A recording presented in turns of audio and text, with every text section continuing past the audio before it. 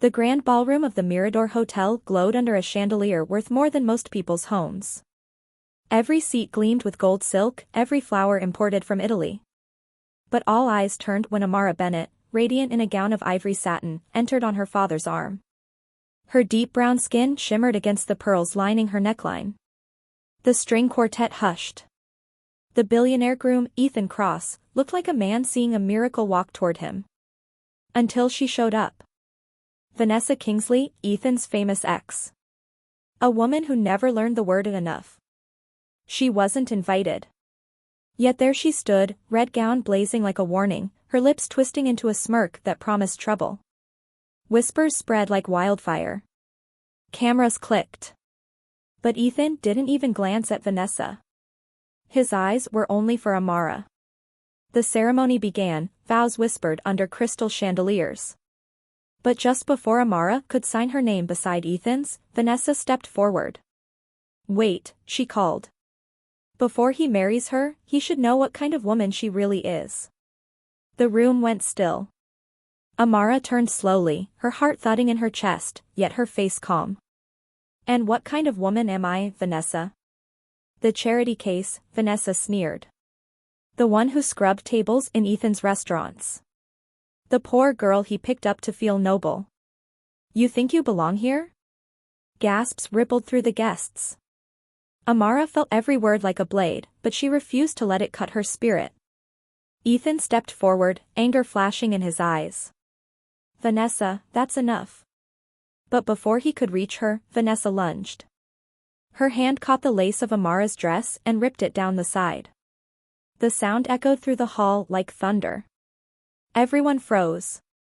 The billionaire's black bride stood there, gown torn, dignity challenged before hundreds of glittering guests. And still, she didn't cry. She lifted her chin, shoulders squared, eyes calm as glass.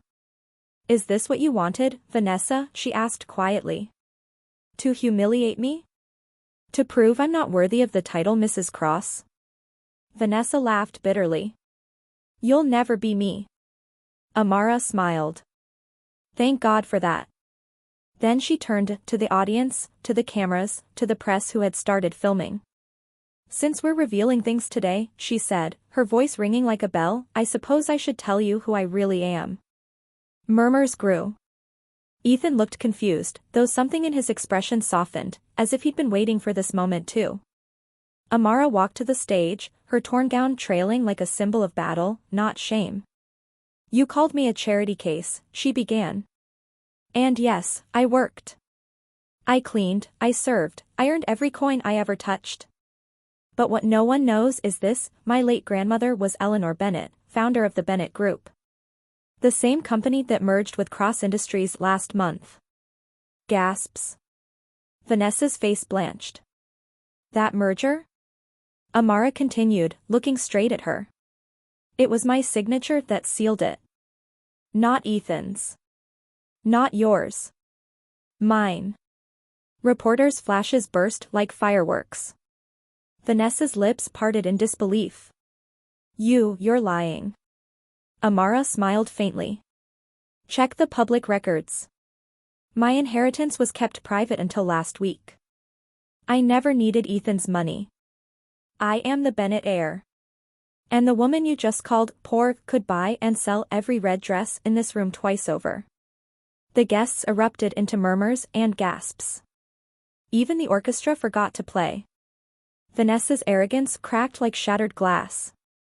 You planned this." "No," Amara said softly. "I earned this.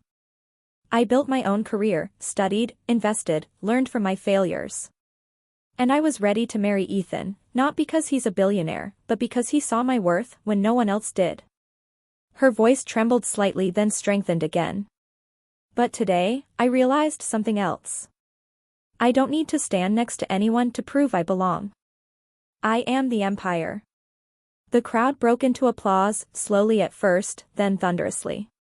Ethan stepped beside her, pride in his eyes, not pity. He draped his jacket over her shoulders, covering the torn dress. "You've always been the strongest woman I've ever known," he whispered.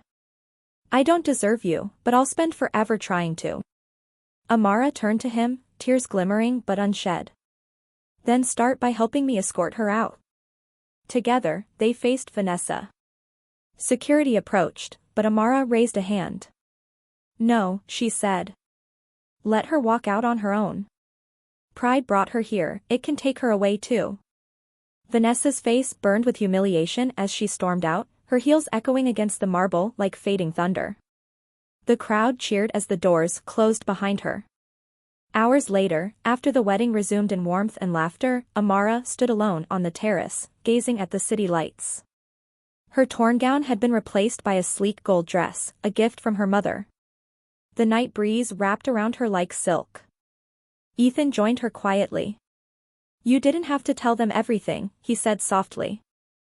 I wanted to, she replied. People like Vanessa believe power comes from money. But true power is knowing who you are when they try to strip everything away. He smiled, brushing a curl from her cheek. You taught them that today. She turned to him, eyes glimmering. No, she said, I reminded myself. From below, music floated up, a slow, sweet melody. Ethan extended his hand. Dance with me, Mrs. Crossbennett? She took it with a grin. Now that sounds like an equal partnership. As they danced under the stars, guests watched from the glass windows, phones forgotten. Amara's laughter carried across the night, bold, free, unbreakable. The woman once called poor had just rewritten her own story. And this time, she wasn't just the bride. She was the legacy.